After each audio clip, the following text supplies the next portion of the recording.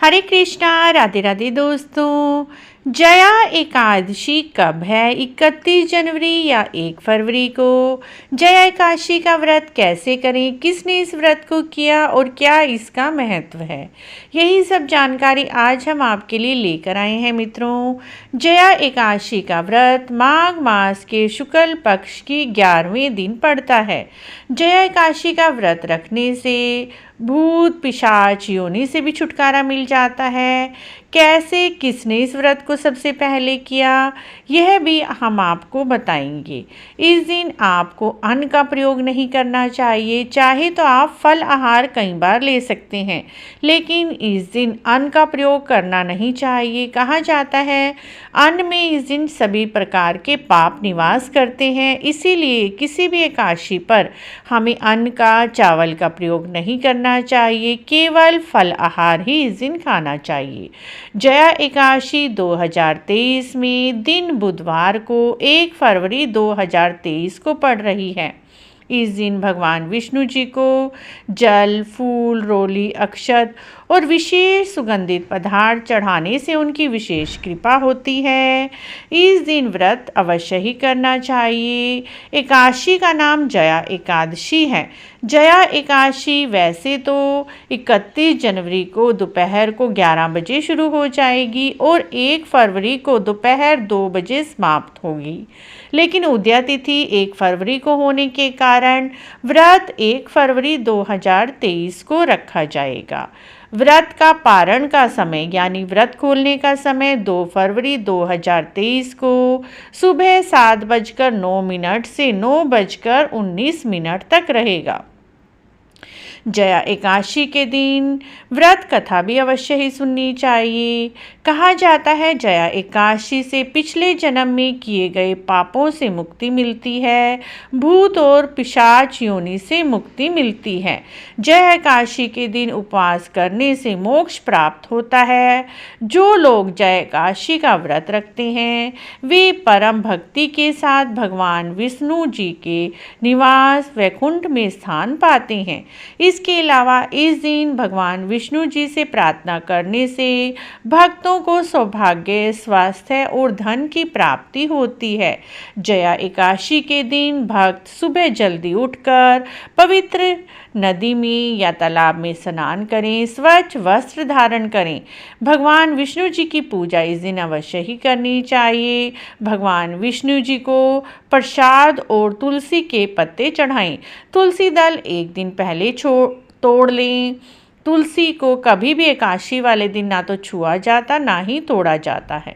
एकादशी से पहले दिन ही आप तुलसी के पत्तों को तोड़कर रख लीजिए। इस दिन चावल, दालें, अनाज नहीं खाना चाहिए। यहाँ तक कि जो लोग व्रत नहीं रखते उन्हें भी इन खाद्य पदार्थों के सेवन से बचना चाहिए। इस दिन भगवान विष्णु जी के मंत्रों का जाप करें, विष्णु सहस्त्र नाम का पाठ करें। इस दिन जया एकादशी की व्रत कथा अवश्य ही सुनें। द्वादशी के दिन ब्राह्मणों को और गरीब व्यक्तियों को भोजन कराना चाहिए। उसके बाद आप अपना उपवास खोल सकते हैं। अधिकांश लोग जया एकादशी व्रत का अनुष्ठान एक दिन पहले से ही शुरू कर देते हैं। दसवीं वाले दिन रात को भोजन ना करें।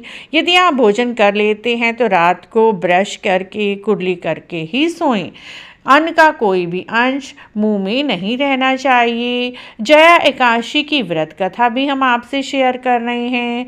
जया एकादशी के व्रत करने से पिशाच योनि से कैसे 2 व्यक्तियों को मुक्ति मिली।